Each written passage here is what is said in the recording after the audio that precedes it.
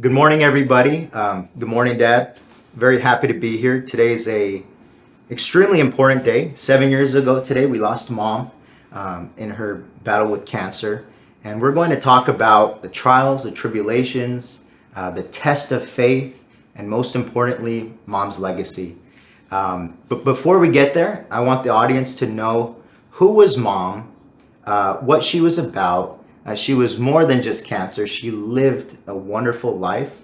So take me back to the first day you guys met and walk us through that. That's a very interesting start, Michael. And she was the beauty, and I was the beast. That's a beautiful uh, description. It was at church, that's when I met Mom. I had come from New Delhi, I was there. I came on a Sunday morning and I was sitting in one of my regular seats at the church, and I looked in front of me, and there was this beautiful girl, beautiful. And she had, I can still recall, that she had a red dress on. And I looked at her. I told her that later, and she said, well, you were looking at me instead of going and worshiping at church? I said, yeah, I was looking at you and I said, this girl is beautiful. And I kid you not, I felt something within me. I said, she is the girl for me. And then the pastor was talking about me. He said, we're so happy to have Brother Gabriel here and Gabby, or many other, names that I had. And he was just lifting me up. So I was thinking, I hope this young girl know that he's talking about me. Later on, she said, I knew nothing. I didn't know who he was talking about. And then I went home and I said, hey, we were having lunch. I said, hey, who's that chick? Who's that chick there? And they said, oh my gosh, now again, So I approached her and took a lot of courage. Those years, we used to write letters. And I asked her out, and we never knew what dating was, etc. So I said, let's go for a walk. And I felt in my heart that she is the person with whom I'm going to spend the entire life. That was it. And then, fast forward, I gave her this letter and I said, read it. She looked at it and I said, give me a response.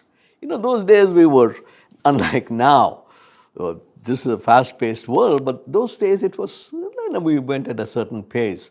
We went walking, we were not running into certain things. So she looked at it and I was asking her for an answer, whether she would be, my girlfriend. And then she was very coy, very shy. I said, tell me. And then she just nodded her head. Oh boy, I think I must have raised my hands and said, hallelujah, kind of a thing, be a Pentecostal guy at that time. And then, we moved forward, we got engaged. That's how I knew that she was the person for me. And I was still the beast, and she's the beauty. And then I think once we got together, she brought out certain things in me.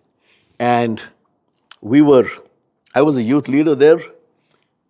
I orchestrated a camp, so she would be there with us, with me. And I shared with her about my life. And then she said, let's sing this song. She used to sing well. She used to play the guitar. So she said, let's sing this song, Are You Tired of Chasing Pretty Rainbows? Because there's a backdrop to that. And then she and we sang it in our hometown in Kharagpur. And she said, how about us looking at each other's face, in each other's eyes? Very romantic. That was the beginning. And she was coy, but we got along very well. I introduced her to my parents. And then, of course, we moved forward. We were engaged. And we continued to pray and seek God's guidance. We just didn't rush into it. And finally, we got married. And there's some pictures where she was so excited, so happy. And that's how we started our life. Thank you for that, Dad. And speaking of marriage, I just got married, and your and Mom's love sets the tone for how I'm supposed to love my wife. And so today we just honor you, and you have taken the vows to a completely different level. Most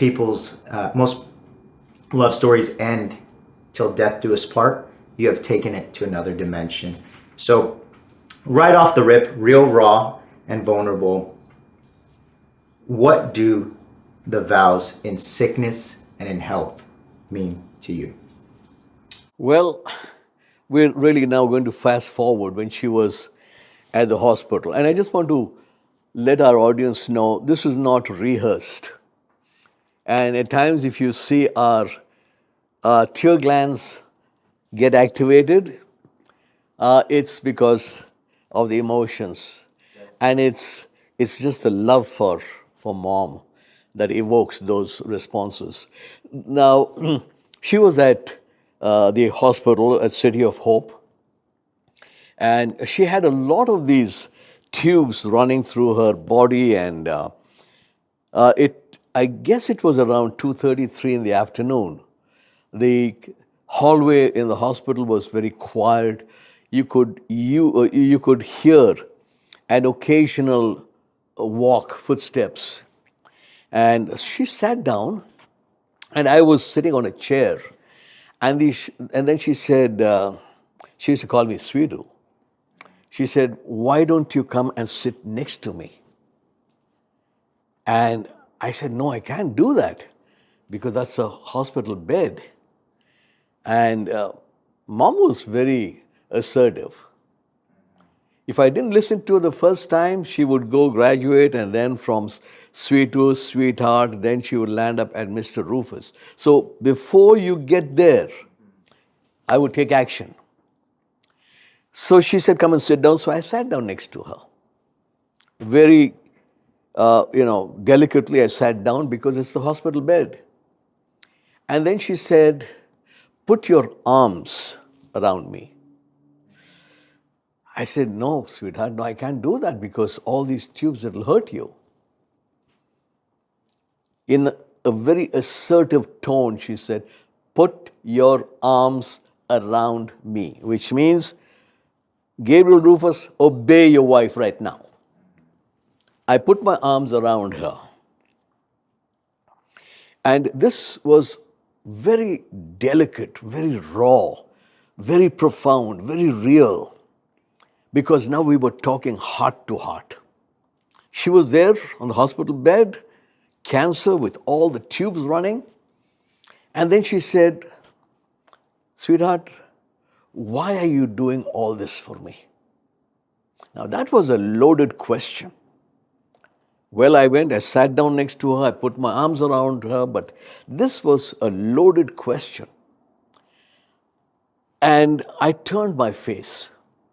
I didn't want to see her, I didn't want her to see me in that moment when I was so vulnerable. And I'm a man, the macho image. And I've some teardrops swelling and coming down. And I just didn't want her to see that. And then she said, "I asked you a question. Why are you doing all this for me?" After a couple of questions, she just held my chin and she turned it towards her. And she said, "Are you crying? What are those teardrops for?" She said, "I thought you were a man of faith. I thought you were a strong man." I couldn't control myself. And she said, and I thought the question had bypassed and that she wasn't asking. She was very insistent.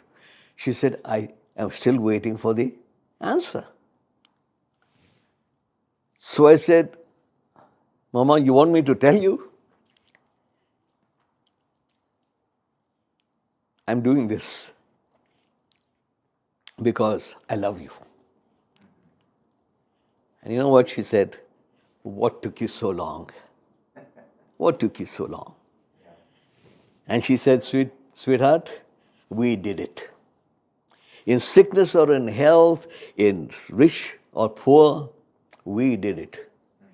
Those vows that we made on December 15th, 1982, we kept it. I said, yes, by God's grace, we kept it. And that was what our vows meant to us. And people may not agree with me. I still wear my ring, my wedding ring, as a symbol. I know we say till death do us part, but this is more than that. Now, people may not agree with me, but hey, this is my love for my precious wife. I still wear this. That's a vow. Beautiful, Dad. And it's one thing to say vows, it's a different thing to live them every single day, 40 plus years consistently, even after death.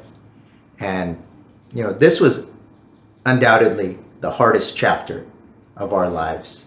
And you have a picture in your office that says, if your faith is real, it must be tested. And you had that before Mom got sick. And that was for a business challenge that you were going through at the time. And explain to us during the time when you first heard the word cancer, what was going through your mind as a husband and as a father, because you were still leading Rachel, Aaron, myself, and now you needed to take care of Mom. What was going through your mind?